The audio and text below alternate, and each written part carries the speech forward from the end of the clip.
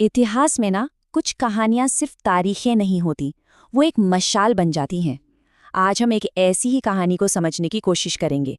एक ऐसी कहानी जो सिर्फ गुजरे हुए कल का हिस्सा नहीं, बल्कि एक सोच है, एक हिम्मत है। जी हाँ, ये कहानी है छत्रपति शिवाजी महाराज की।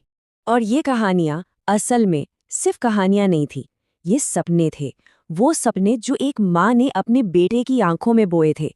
और जानते हैं, इन्हीं सपनों ने आगे चलकर हिंदुस्तान के इतिहास का पूरा रुख ही बदल कर रख दिया। देखिए, हर बड़ी क्रांति की शुरुआत ना एक छोटे से सपने से ही होती है।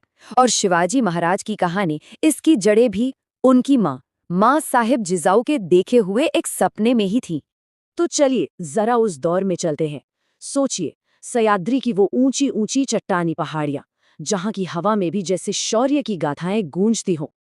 और उन्हीं पहाड़ियों के बीच बसा था शिवनेरी का एक छोटा सा किला, जो सिर्फ पत्थर और गारे की इमारत नहीं था। नहीं, वो एक संकल्प का जन्मस्थान बनने वाला था। बात है साल 1630 की। उस दिन वहां सिर्फ एक बच्चे का जन्म नहीं हुआ था, बल्कि एक माँ के देखे हुए सपने को हकीकत में बदलने वाला संकल्प वो आकार ले रहा था। ये सपने बोए थे माँ साहिब जिजाऊ ने। वो शिवाजी को रात रात भर रामायण और महाभारत के किस्से सुनाती थीं। पर ये सिर्फ किस्से नहीं थे, पता है, ये सबक थे। अपनी मिट्टी, अपने लोगों की रक्षा करने का सबक, अन्याय के सामने कभी भी ना झुकने का सबक।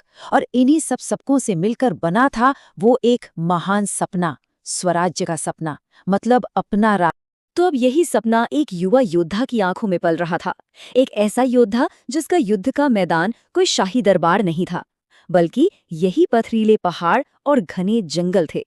और यहीं पर शिवाजी की सोच सबसे अलग साबित हुई। देखिए, जहां बड़ी बड़ी सल्तनतें सह्याद्री के इन पहाड़ों को एक मुसीबत, एक रुकावट मानती थीं, वहीं शिवाजी ने इन्हीं पहाड़ों को अपना घर बना लिया, अपना किला और अपना सबसे बड़ा हथियार भी। उनका लड़ने का तरीका वो बिल्कुल अलग था। जहां दुश्मन अपनी तलवारों और बड़ी बड़ी सेनाओं के दम पर लड़ते थे, वहीं शिवाजी लड़ते थे दिमाग से। उनकी असली ताकत उनके सेना की गिनती में थी ही नहीं, बल्कि उनके इरादों की ऊंचाई में थी, जो इन पहाड़ों से भी ऊंचे थे। ये सीधी सीधी लड़ाई थी पाश्विक बल और रणनीति की। लेकिन दिमाग और हिम्मत की सबसे बड़ी परीक्षा तो अभी बाकी थी।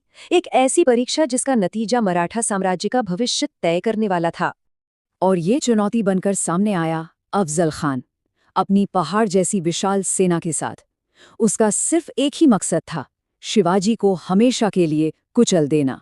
उस वक्त हर किसी के मन में बस एक ही सवाल था, क्या इतने कम संसाधनों वाला एक अकेला पहाड़ी योद्धा इस भयानक तूफान के सामने टिक पाएगा? लेकिन शिवाजी का जवाब उनके इरादों में बिल्कुल साफ था। उनका मानना था कि जब लड़ाई हक की हो ना, तो दुश्मन कितना भी बड़ा क्यों ना हो, कोई फर्क नहीं पड़ता। जीत तो हमेशा सच्चाई की ही होती है। और फिर प्रतापगढ़ की उस मुलाकात में वो हुआ जिसने हिंदुस्तान के इतिहास की धारा ही मोड़ दी। वो एक ऐसी मुलाकात थी जिसमें दिमाग ने डर को और हिम्मत ने घमंड को धूल चटा दी। ये जीत सिर्फ अफजल खान पर नहीं थी, नहीं, ये तो उस सपने की जीत थी जो सालों पहले एक माँ ने अपनी आंखों में संजोया था। स्वराज्य का सूरज अब उगने लगा था। और ये सफर, सोचिए, शिवनेरी में जन्म से लेकर मुश्किल हालातों में साथियों को जोड़ने तक, और फिर आखिरकार 6 जून 1674 को रायगढ़ के किले पर राज्याभिषेक, ये सब कुछ उस एक सपने का सच होना ही तो था। जब शिवाजी का राज्याभिषेक हुआ ना, तो वो सिर्फ एक राजा नहीं बने, वो लोगों की उम्मीद बन रहे। वो हर उस आम इंसान की आवाज बने जो सालों से न्याय और सम्मान के लिए तरस रहा था। ऐसा इसलिए क्योंकि उनका स्वराज्य कुछ बहुत ही मजबूत उसूलों पर खड़ा था। पहला उसूल, हर महिला का अटूट सम्मान। दूसरा, हर मजहब के लिए बराबर आदर। और तीसरा, ताकत का इस्तेमाल लूटपाट के लिए नहीं, बल्कि न्याय के लिए करना। वो अक्सर कहते थे कि राज्य तलवार से भले ही जीता जाए, पर चलाया दिल से ही जाता है। फिर आया साल 1680, जब शिवाजी महाराज ने अपना शरीर छोड़ दिया। लेकिन क्या कहानी यहीं खत्म हो गई? नहीं, बिल्कुल नहीं। क्योंकि कुछ लोग सिर्फ शरीर नहीं होते, वो एक विचार बन जाते हैं। उनका शरीर भले ही 1680 में चला गया, लेकिन उनकी आत्मा, उनकी सोच, वो आज भी इसी हवा में जिंदा है। तो आखिर ये शिवाजी की आत्मा है क्या? ये वो हिम्मत है जो आज भी किसी में तब दिखती है जब वो अन्याय के खिलाफ आवाज उठाता है। ये वो स्वाभिमान है जो किसी को गलत के आगे झुकने नहीं देता। और इसीलिए शिवाजी महाराज सिर्फ इतिहास की किताबों का एक पन्ना नहीं है, वो हिम्मत है, वो स्वाभिमान है, वो असल में हर उस इंसान की कहानी है जो मुश्किल से मुश्किल हालात के सामने घुटने टेकने से साफ इनकार कर देता है और अपनी आत्मा में पूरी दृढ़ता से बस एक ही बात कहता है, मैं झुकूंगा नहीं।